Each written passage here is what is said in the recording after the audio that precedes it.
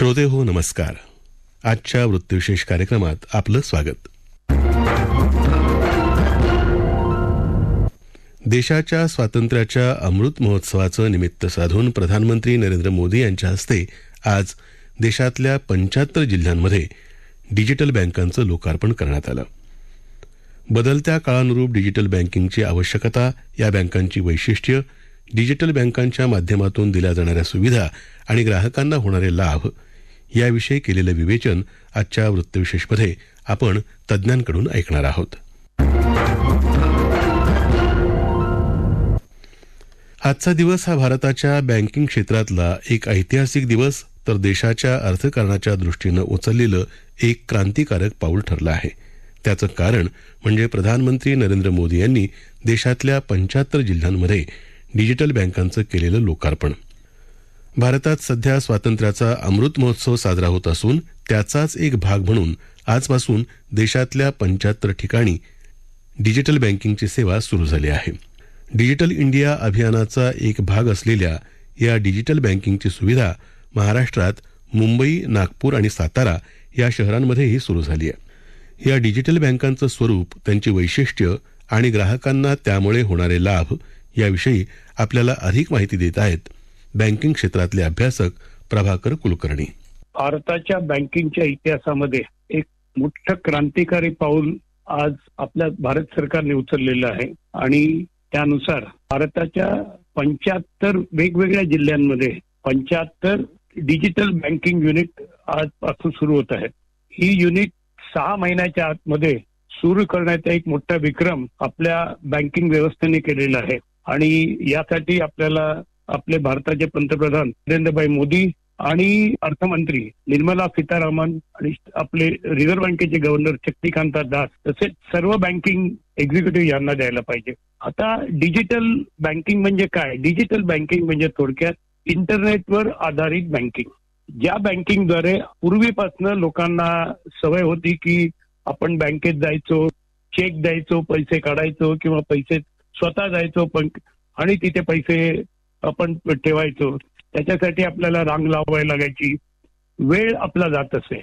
पण या करोनाच्या काळामध्ये आपण सगळ्यांनी घराच्या बाहेर जाणं आपल्याला बंदी होती. त्यानंतर बँकांमध्ये गेले, ठराविक वेळा बँका उघड्या होत्या. त्याच्यामुळे बँकांमध्ये आणि मोठमोठ्या लाईन असायच्या आणि सगळ्यांना मास्क घालून वावरावं लागायचं. जर या गोष्टी आपण करू शकत नव्हतो, त्यामुळे रिझर्व्ह बँकेने विचार करून आणि भारत सरकारने विचार करून बँकांनी आता डिजिटल बँकिंग युनिट सुरू केले आहेत. त्या डिजिटल बँकिंग युनिटद्वारे तुम्हाला घरी बसल्या बसल्या तुमच्या लॅपटॉपवर किंवा मोबाईलवर बँकांचे सगळे व्यवहार तुम्ही करू शकता. त्याच्यामध्ये या व्यवहारांमध्ये तुम्ही सेव्हिंग बँकचे अकाउंट ओपन करू शकता, तुम्ही पासबुक तुमचं भरून घेऊ शकता. तुम्हाला जर समजा तुमच्या फिक्स डिपॉझिट मध्ये तुम्हाला पैसे ठेवायचे असेल तर तुमच्या खात्यामधनं ते तुम्ही त्या वर्ग करू शकता.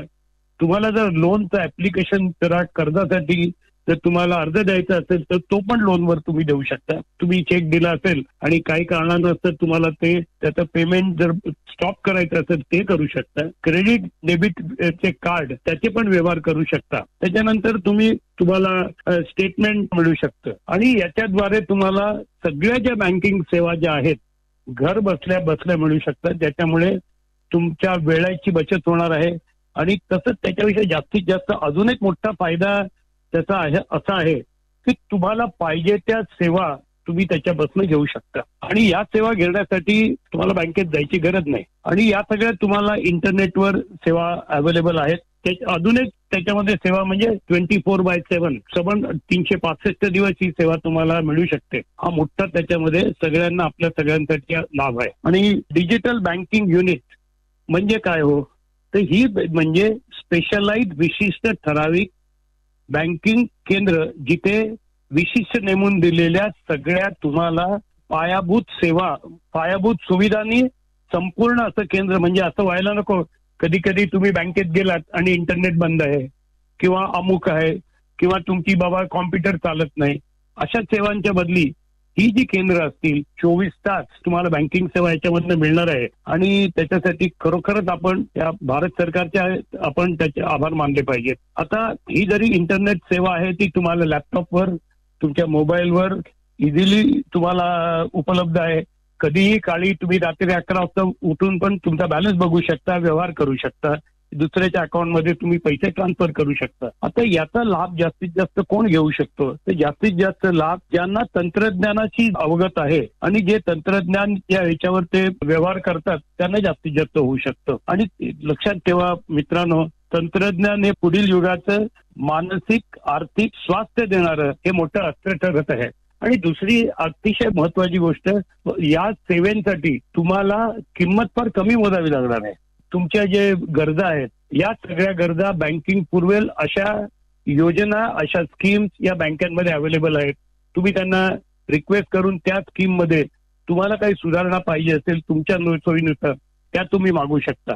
या सगळ्यांचा विचार करता ही सगळी 75 डिजिटल बँकिंग युनिट्स आज जी स्थापन पंतप्रधानांच्या हस्ते सुरू होणार आहेत त्याचा लाभ आपल्या अर्थव्यवस्थेला अतिशय चांगला लाभ मिळून आपली अर्थव्यवस्था जास्तीत जास्त गतिमान होईल याच्यासाठी आपल्या भारत सरकारचे प्रयत्न आहेत. आणि आपण सगळे मिळून त्याला योग्य तो प्रतिसाद देऊन या सेवाचा लाभ घ्यावा ही तुम्हाला सगळ्यांना नम्र विनंती.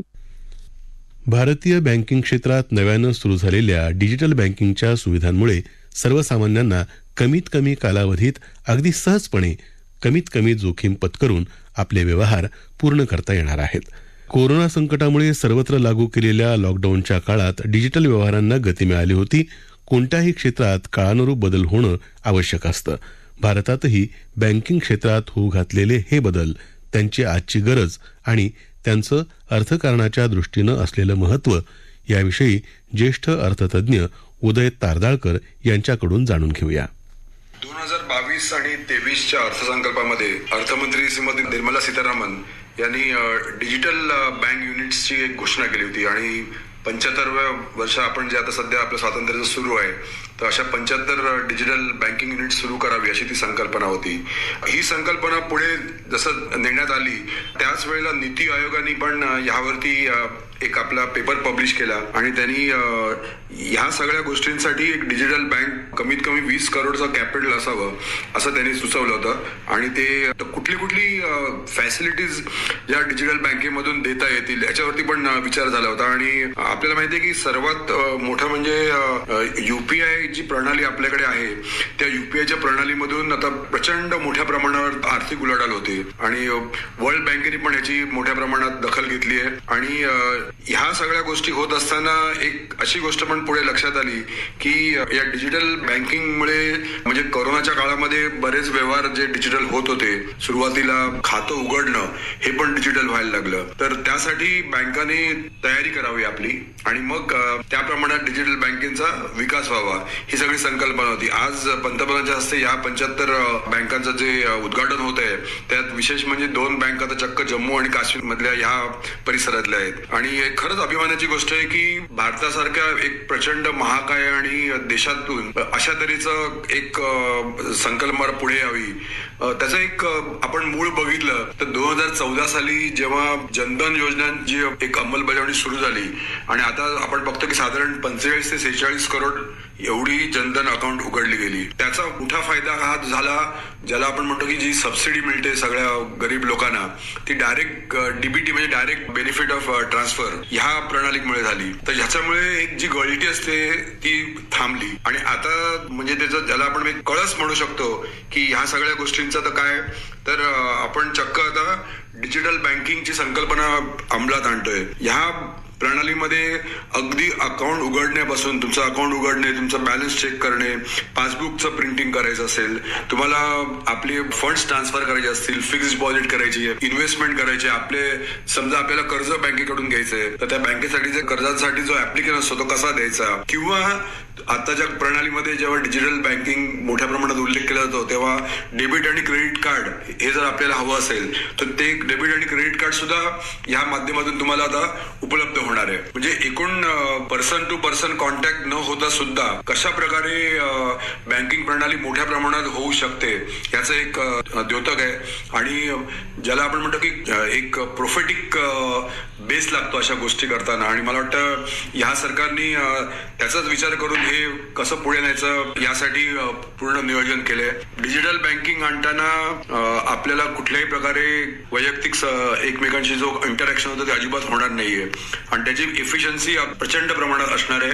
कारण हे घर बसल्या व्यवहार होणार आहेत आणि ह्या कोरोनाच्या महामारीच्या काळामध्ये अगदी ज्येष्ठ नागरिकांनी सुद्धा मोठ्या प्रमाणात अशा तऱ्हेचे व्यवहार केले आणि त्याचा फायदा झाला. जाता जाता एकच गोष्टीचा मला उल्लेख करावा वाटेल की डिजिटल बँकिंग करताना काय काळजी घ्यावी. आपण काळजी घेताना नक्कीच ज्याला आपण म्हणतो की सायबर अटॅक काही होतात किंवा फिशिंग आणि मालवेअर स्पायवर ह्या गोष्टी जे काही थोड्या प्रमाणात धोका आहे तो धोका आपण अवॉइड केला पाहिजे. आणि अर्थात त्यासाठी जे आपल्याला प्रशिक्षण दिलं जातं की आपले समजा क्रेडिट कार्ड आहे तर क्रेडिट कार्डावरती आपण जे लिमिट ठेवतो खर्चाचं ते कमी ठेवावं, जेणेकरून काही विपरीत घडलं तर जास्तीत समजा आपण 10,000 रुपये ठेवतो, 10,000च्या वरती आपला तोटा होणार नाही. किंवा एटीएम मधून पैसे काढताना आपण अशी लिमिट्स ठेवू शकतो.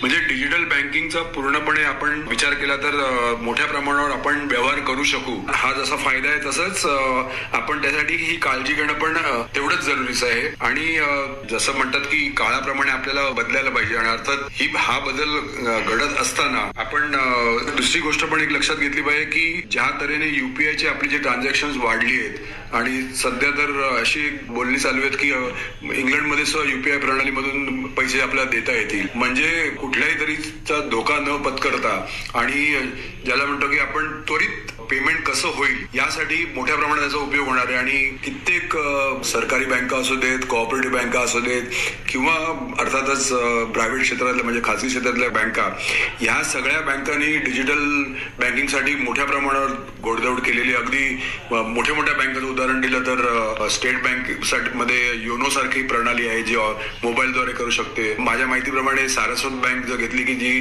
कोऑपरेटिव्ह क्षेत्रातली खूप मोठी बँक आहे तर त्या बँकेमध्ये त्यांच्या सगळ्या ज्या शाखा आहेत त्यावर 90% शाखा ह्या डीबीयूच्या प्रणालीमध्ये काम करतात. म्हणजे तळागाळाच्या लोकांपर्यंत पोहोचण्यासाठी या डीबीयूचा मोठ्या प्रमाणात फायदा होईल. आणि खरं एक आजचा हा दिवस हा क्रांतिकारक दिवसच म्हणायला लागेल. भारतीय अर्थव्यवस्थेत बँकिंग क्षेत्राचं महत्त्व आणि योगदान मोठं आहे हेच ओळखून केंद्रीय अर्थमंत्री निर्मला सीतारामन यांनी अर्थसंकल्पीय भाषणात आपल्या देशाच्या स्वातंत्र्याची 75 वर्ष साजरी करण्यासाठी देशातल्या 75 जिल्ह्यांमध्ये 75 डिजिटल बँकिंग युनिट्स स्थापन करण्याची घोषणा केली होती. राज्य आणि केंद्रशासित प्रदेश यात समाविष्ट होतील या उद्देशानं या डिजिटल बँकिंग युनिट्स अर्थात डीबीयूचा प्रारंभ करण्यात आला आहे आणि त्यामुळे या डिजिटल बँकिंगचे फायदे देशाच्या कानाकोपऱ्यापर्यंत पोहोचणार आहेत.